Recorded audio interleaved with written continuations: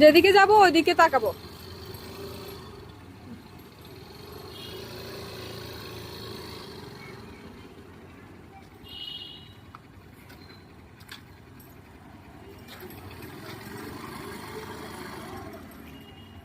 এই যে স্কুটি প্রশিক্ষণ কাপ্তাই, আমাদের অলরেডি নতুন বছরে নতুন সদস্যদের নিয়ে প্রশিক্ষণ শুরু হয়ে গিয়েছে আলহামদুলিল্লাহ।